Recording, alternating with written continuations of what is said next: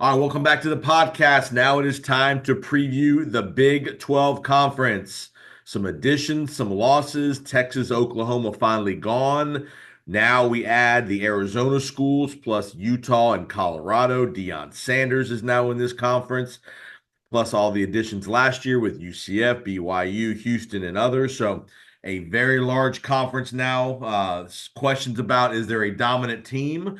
But we will see as we're going to talk to Matt Murschel, who's the beat writer for the UCF Knights out of Orlando. Matt writes for the Orlando Sentinel, but he was at Media Day in Las Vegas, so he'll be able to give us some great insight on the conference in general and kind of the feel of the conference. So welcome in, Matt. Thanks for having me. How's everything going?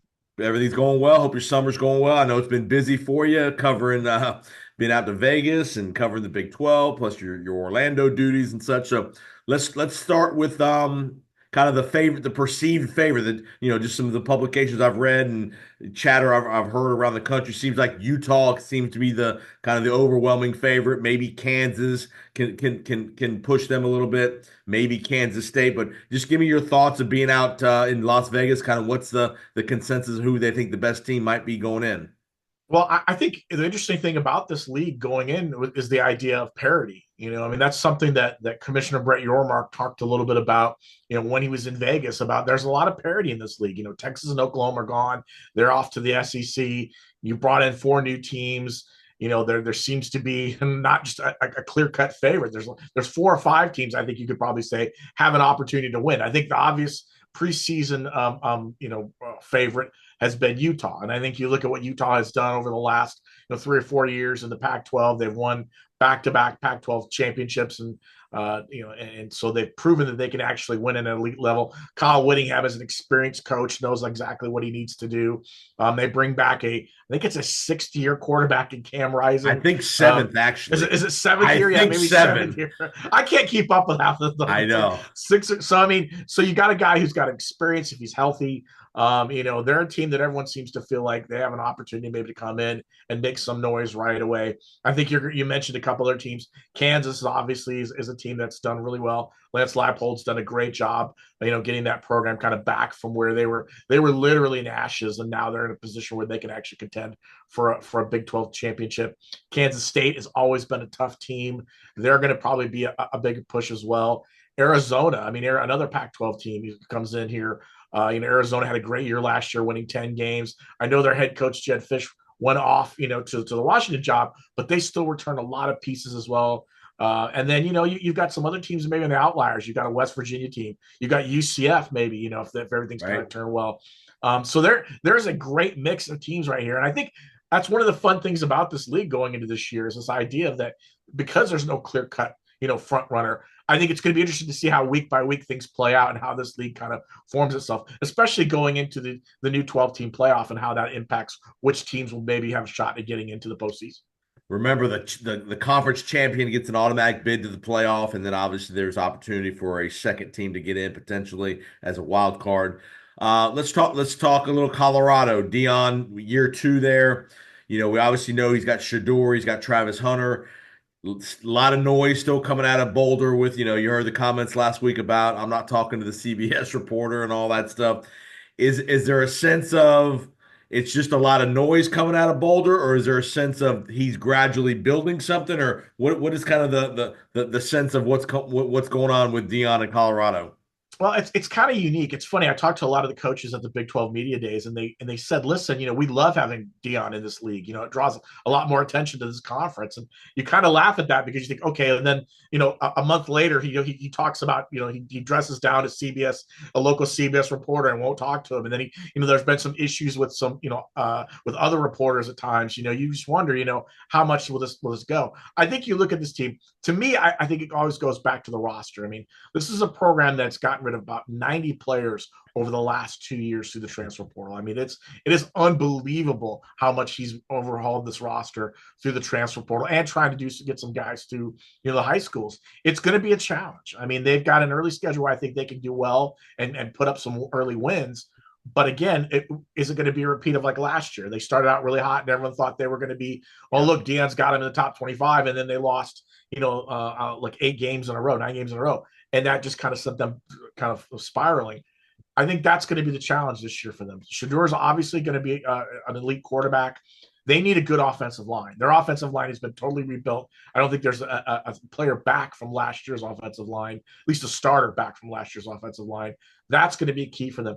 He was Shador and Colorado quarterbacks were sacked 56 times last year. Right. That just can't happen. They need to protect him. Travis Hunter is obviously an elite talent. He can play both sides of the football. They need to keep him healthy as well. There's opportunities for Colorado to make some room, to make some noise, maybe get to a little more wins than they did last year. But again, it all depends on if Deion can get those pieces together and kind of tune out some of that outside noise, because there's going to be a lot of distractions and a lot of people talking about his kind of coaching style and his presence and everything. They've got to put that aside and focus on what they need to do on the football field.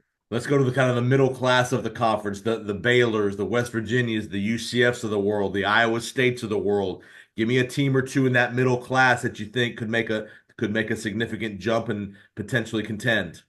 Well, I think West Virginia is interesting to me. Last year, there was before going into last year, there was a lot of buzz that maybe Neil Brown was on the hot seat. He comes out and puts together a really strong year. They're one of the top rushing teams in the conference. I think they have an opportunity to make some noise. I think Iowa State's another one. Matt Campbell was a hot coaching commodity a few years back. People were throwing his name around for pretty much every big job out there, but it's kind of cooled down a little bit after they had a couple rough seasons.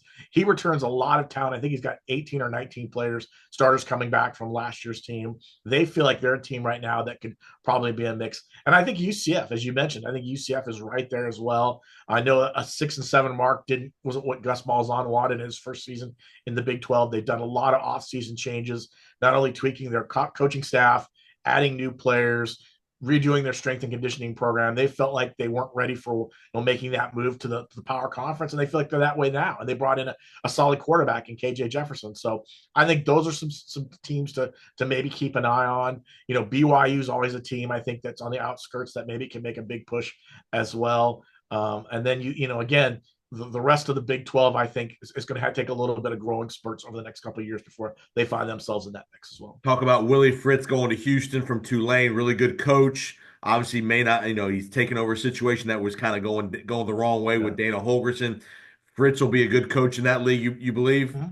Oh, yeah, for sure. I think he's a great coach. I think he was one of the more underappreciated coaches. I mean, the job he did at Tulane was outstanding. I mean, really put them on the map and got them, into the mix for a New Year's Six bowl game. He goes to Houston program. I just think that what's going to happen this first year is he just doesn't have enough player. I mean, again, even with the portal and everything, I think that's a program that was lacking in talent over the last couple of years. They're going to take a little time to adjust to that. Plus, bringing his coaching style, his offensive scheme, how he wants to run things. It's just going to be a challenge for them. So, but he will have success. It will just take a little bit of time. What is the one big thing that the Big 12 is going to lose with Texas and Oklahoma leaving? Kind of the more some of the media attention, national media. Give me a thing or two that really is going to, I won't say hurt the Big 12, just going to be different with no Texas and no Oklahoma. Well, I think you lose some of that star power. I mean, it's listen, I mean, you can say what you will about the new additions.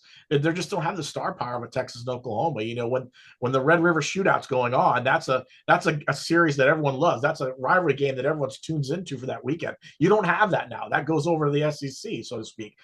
So having those two schools, I think, is going to be hurt. It's going to hurt them a little bit until they can establish, maybe get some programs out there. I think that's going to be one of the things. I think also too, you talked about some coaching personalities. I think Steve Sarkisian has a big voice. You've seen that, him being gone with Texas. I think that's going to hurt them a little bit. But I think they brought in some guys that they feel like some schools they feel like are really going to help them out a lot in the branding. And I think Brett Yormark, the Big 12 commissioner, has done a great job of really thinking outside the box. I know it's a phrase we use a lot, but I mean, he's not a guy that's a college administrator or a former college administrator. He's a business guy. He talked about this in Media Day, that the Big 12 is kind of like a startup.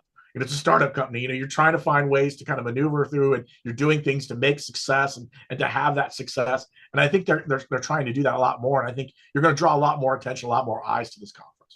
All right, Matt, it's prediction time. Give me a one or two teams that you think are going to be right there playing it for the Big 12 title game in that automatic berth. I think it's going to be Utah. And I do like Kansas State. I think Kansas State as a program that's going to be right there as well. And I mean, but I think it's going to be close. I think there's going to be a lot of these teams that's going to come down to the last couple of weeks to get in there. But I like Utah's familiarity. And again, if they lose Cam Rising and they have some issues, I mean, that could change as well. But there's a lot of teams that could step up. So no divisions, correct? Just the top two teams overall. Yeah, just the top two teams overall. And this is going to be a tough year with the 12 team playoff because I think the SEC, I think the ACC, I think the SEC, I'm sorry, the Big Ten will get a lot of the berths. And I think it's going to probably limit the Big 12 to probably one team when it gets down to it. All right, Matt Murschel. Keep up the great work, Orlando Sentinel. You can find Matt online at OS Matt Murschel, Murschel. Does a great job covering Big 12 as well as Central Florida. Appreciate the time, sir, and we will catch up with you down the road, okay? Sounds good. Thanks.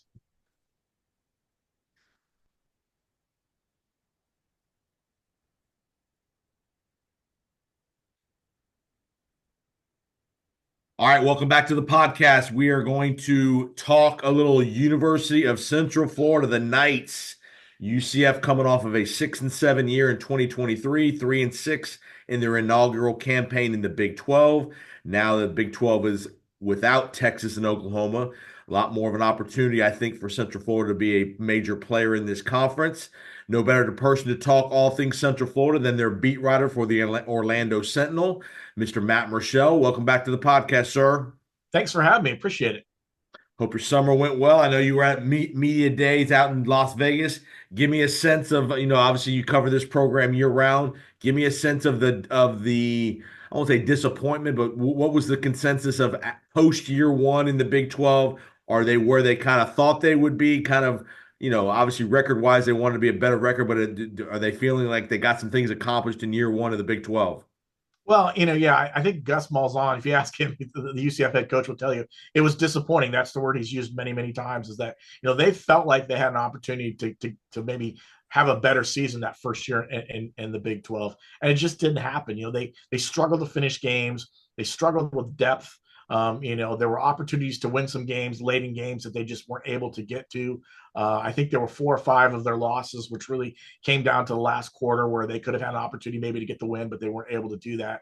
That just shows the level of the difference between going from a Group of 5 conference like the American Athletic Conference to a Power 5 conference like in the Big 12. You have to have depth. You have to be able to last. You have to finish these type of games. And Gus knew that from the SEC, but getting to that point took a little bit. So in the offseason, they spent a lot of time revamping this program. He brought in a whole new strength and conditioning program.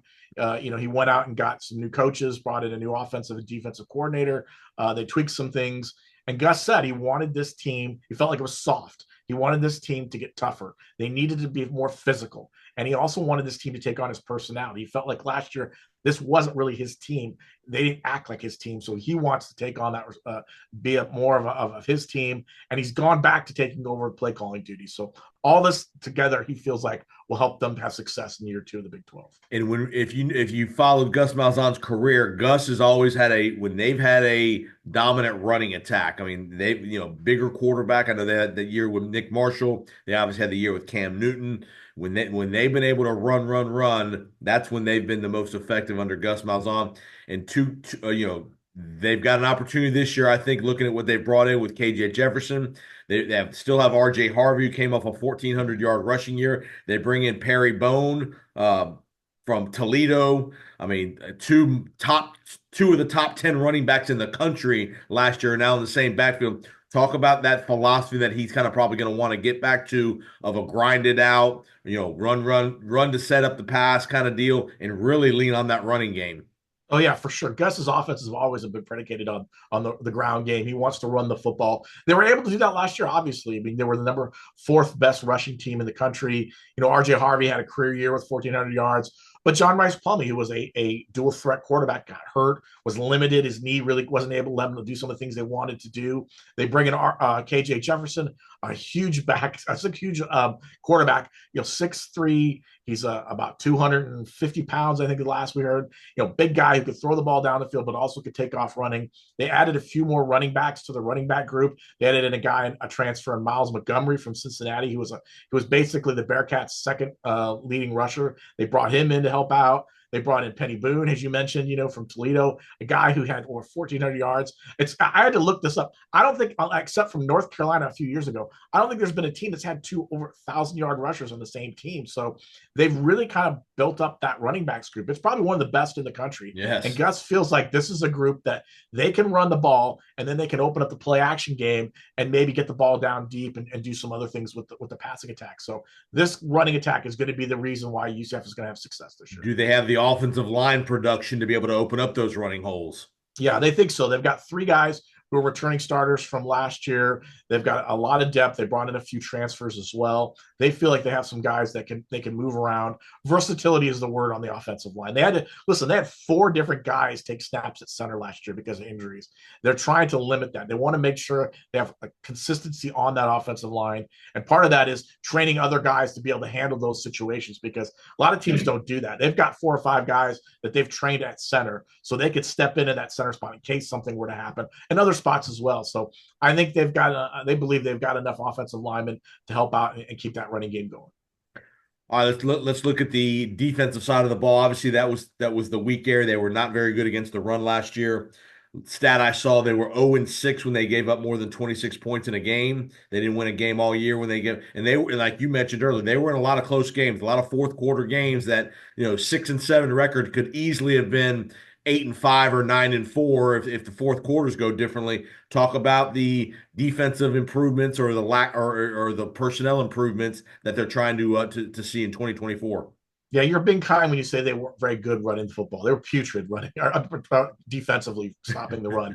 They had 10 guys run for over 100 yards against them last year. And at one point, they gave up 16 rushing touchdowns in that 5-game losing streak. So they just were not good. And so they brought in Ted Roof, who is a longtime assistant coach. He's worked with Gus before. He's going to be the new defensive coordinator. His forte has been run defenses. That's one of the things he's really good at. They brought in some guys that really kind of overhauled the whole middle linebacker spot. All those guys are all transfers. They brought in Ethan Barr from Vanderbilt. He was a captain there at Vanderbilt. Deshaun Pace is a versatile guy that plays not only linebacker, but also corner and safety. They like him in that spot. Zaire Alexander came in from Idaho. I mean, they brought in a lot of fresh faces. They've got a defensive line that's also another year older. They feel like they've got guys that can make some plays as well. And one of the things that Ted Roof has been pushing is they want to be more aggressive. They want to be able to go in, create pressure in the backfield, force teams to maybe kind of get out of what they're trying to do, get to the running back earlier, force him to maybe make a cut or do something more that they weren't doing. Listen, a lot of times last year, the running back would get into that linebacker spot, middle of the defense, and then get to the secondary before he would even get hit. And they can't have that. They need those guys to be hit early on and maybe force that as well. So that's one of the things Ted Roof has been working on. They brought in a lot more depth in the secondary and on the defensive line. They feel like that's all in all going to help this defense be a lot better. Schematically, are they a 3-4, more of a 4-3? What is the kind of the defensive alignment? It looks like it's going to be a 4-3 from everything we've seen. But Ted's also said that they're not afraid to move to do some different things, to give some different looks as well, because they want to change things up. They want to make people kind of be confused by what's going on there. And that's one of the things the players have told us, is that this defense is very fast. They do a lot of things. They move around. They think that's going to help them maybe kind of confuse some people. This is going to be an opportunity this year for UCF to really get into that upper 3 or 4 of the Big 12 if they play well. They've got a it's not a brutal schedule. It's obviously a balanced schedule. There's going to be a lot of teams in the middle of the pack there that you're gonna have to be able to figure out a way for one of those 2 teams to rise up. And when you look at the schedule, you got Florida on October 5th. You go to Iowa State on the 19th of October, and then you got Utah coming to town late in the year. That Utah game could, in theory, be for all the marbles to get to the Big 12 title game if you're UCF. Just talk about their schedule a little bit, and where do you see the landmines? Well, I think for them, it's going to be road games. I mean, listen, they struggled last year on the road. They didn't do very well. But again, they had one of the longest road trips in history. I think it was 17,000 miles last year among the games they had to play. So they have to do a better job winning on the road. They go to TCU in week 3. That's a challenge for them. They have to win that game, I think. I think Florida game is obviously going to be a game that a lot of people have a lot of eyes on, even though it's not a conference game. There's going to be a lot of tension because let's not forget, they play Colorado and Deion Sanders the week before that. So So there'll be a lot of buzz on that as well. You mentioned the Iowa State game. I think that's going to be a challenge for them.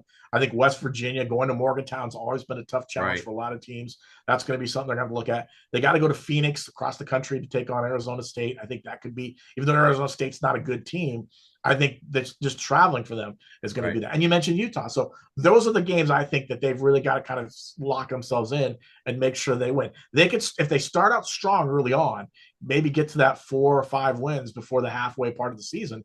I think then they've got a good shot going in. But the second half of the season is going to be a lot tougher, and they're going to have a lot more road games, and they're going to have to win some of those games to kind of get them a chance to have a spot. Maybe going into, you mentioned that Utah game, and both teams maybe are maybe competing for a championship. That could have a lot on the line for that game. And the interesting thing about this conference this year, you could have the number two team in that league have 3 or 4 losses. You could Mm-hmm. have it could be an 8-4, and you could be in that championship game in theory because there's so much of a middle. There's so much parity in this conference now with no more Oklahoma and Texas that you could be 8-4 playing for a college football playoff berth. Yeah, very much so. And I've talked to a lot of coaches about that. There's not the feeling of, oh, if we lose a game early on, we're done. The season's over. They feel like, okay, we could lose a game early on and still have an opportunity maybe to finish strong and be right there, like you mentioned, right there for that 12-team playoff. I think, but you have to make sure you can't let some little things kind of get you to spin. That's what kind of caught up with UCF last year in their 5-game losing streak. They lost to Baylor. That was a game that was really difficult. They had that game. They were up big. They gave up an 18-point lead in the second half, and they were never really kind of right after that. They spun out of control for a few weeks and had a bunch of losses. They can't let that happen or something like that. Again, 2-loss season, maybe 3 loss, maybe you're in it mix at the very end. So they can't let themselves get thrown off by something maybe that derails them early on. How excited is Gus about KJ Jefferson? We know obviously he's played a ton of football at Arkansas. He's had great moments where he's thrown the ball really well. He's a bruising, rugged, kind of a Dante Culpepper body type. Not the thrower maybe that Dante was, but that kind of body type, 6'3", 6'4", 250. I mean, he's a bowling ball kind of guy. How excited are they to be able to utilize the different skills that KJ Jefferson has? Oh, very exciting. I think the thing that really helps Gus too is KJ's not, he's a fifth-year guy. He's got so much leadership and maturity on him that, they said when he comes in here, it's not like we have to hold his hand to get him to do stuff with his teammates. He understands exactly what, this is my last chance. I want to make sure everything is on the same page. They like his skill set. KJ has told us by the way, that he doesn't want to be known just as a running quarterback. He wants to be able to go out there and be better. He wants to be able to throw the ball deep down the field. He wants to identify defenses and blitzes. He wants to be able to make plays with his arm because he knows if he's going to have success at the next level in the NFL, he's going to have to be able to do those kind of things. You can't just run the football alone. So he hopes this year those kind of things will be able to come to fruition because he doesn't have to do it all. Let's think about it. He's got 2 1,400-yard rushers. He's got Right. talented wide receivers. He's got a talented tight end. He doesn't have to carry the load of the offense on his shoulder now. He just has to make sure he doesn't turn the ball over and get the ball out to his playmakers and let them do what they need to do. Are there any high school freshmen that are the true freshmen that are coming in that maybe Malzahn has been impressed with in camp that potentially could get some serious playing time? Yeah, there are a few. I mean, Gus doesn't like try to pump them up too much because I think he realizes they're two freshmen. We've heard a lot of names. Burdell Richardson is a wide receiver that's come in that they really like. They feel like he's a guy that you could see some action here or there. Jason Johnson is a guy who's on the defensive back, and Christian Peterson is a guy that they've talked about on the defensive secondary that they like. A lot of the players have said they've had really good camps. They feel like they have an opportunity to play. Walt Claire Flynn is a offensive lineman who came in. He's been working out at center during the spring. He worked out like the first and second team at center. I don't think he'll get starts, but I think he'll probably find a way to maybe get in that rotation as well. So they have a few guys they feel like they can easily insert and maybe have some playing time and do some things, which is important to their recruiting because they need to get showcased that, listen, you can come here and play almost immediately if you have the talent. And obviously, Orlando being such a fertile recruiting ground with high school kids and the high schools within a probably 100-mile radius of Orlando, there's tremendous talent in that area. So, well, Matt Murschel, give me a sense of where do you think UCF will end up? I mean, is this an 8-4 team? Is this a 7-5 team? What sense do you get where they're going to end up? I've been having them between the 7 and 8 mark, win mark. I think they're probably right there. I mean, they could get to 9. If some things go well and they're able to maybe catch some teams to surprise. A lot of it, I think, stems from the early on schedule. Like I said, if they could start out strong, if they beat TCU, if they beat Colorado, and then you go in that Florida game and you're 4-0, Right. all of a sudden then maybe you have an opportunity to get to 9 wins. How it depends, but I think again they have to win on the road. That's going to be the secret to how they're going to find success. Well, Matt Murschel, keep up the great work. You can find all Matt's great work at the Orlando Sentinel at OS Matt Murschel on X and Twitter. Matt will be, like I said, he'll be at all the games, covering on the road, at home. Does a great job covering UCF and the Big 12 in general. So appreciate the time, Matt, and we will catch up as we get moving through the season. Sounds good. Thanks a lot. Appreciate your time.